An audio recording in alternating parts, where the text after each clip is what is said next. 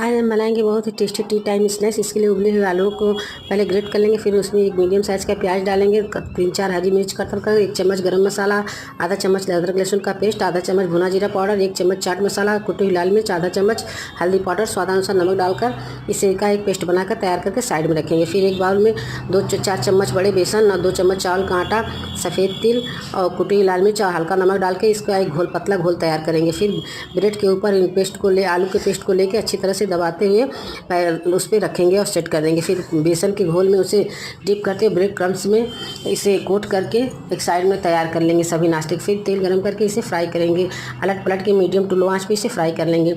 हमारा बहुत ही tasty T time snack बन के तैयार हो